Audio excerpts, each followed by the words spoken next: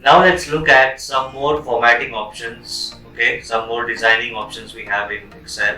On our worksheet, let me just fix this thing here. Exchange rate is coming, to much left of the exact number here.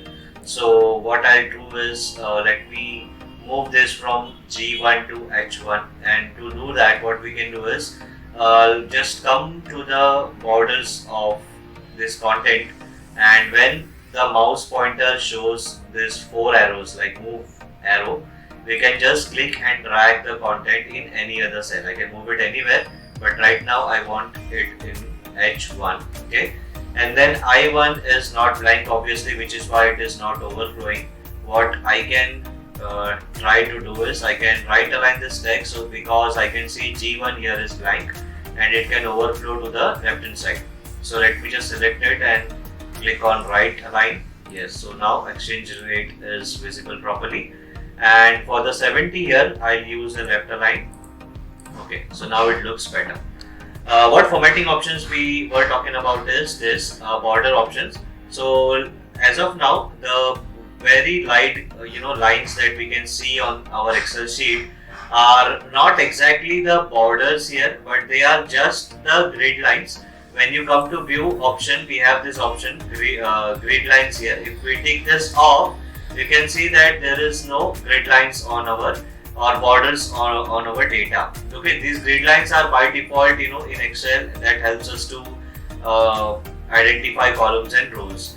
But there are no borders to our data, which means when I go to file and say if I want to print this data, I can see in my print preview here that my data doesn't have borders. Okay, so this is my print preview. My data doesn't have border and my data will look like this. Okay, so to have the border, we will need to apply borders to our data. And how we can do that is select the content. Say for example, I need borders to this content here. Okay, so what I do is select them and come to home tab, and here we have a drop down here which is for borders, and we have too many options here. Say I click this thick outside border, we get outside border thing, but as of now the data is selected, so we can't make out if the border is applied or not. Let me click somewhere outside here. Now we can see whatever data or the cell that I had selected now have got a thick outside border. Okay, but what about inside? There is no inside border. Let me select all of them again. Again, come here, and for inside we have multiple options. Say I can click on this all borders. It will give borders to everything, inside as well as outside. Okay, that's all borders. We use this thick outside border. We can have just outside border, plain outside border, and we can also go to the more borders option at the end. When we click here, we get to see more options, and we can also select colors here. Okay, so if we want colorful borders, we can select any color from here. So let me select yellow. Okay, we can also try different types of borders, dotted or dashed, etc. So let me select a dotted border from here, and then we can click outside and inside. Outside, as I told you, it will apply only to the outside of the selected portion, but inside will give borders to inside cells as well. Okay, so I have selected both, and now if I click OK and click outside, we can see that whatever area I had selected is now applied with the borders that I have given. To remove the borders, again select the data, select the content, come here, and here we have an option to select no border.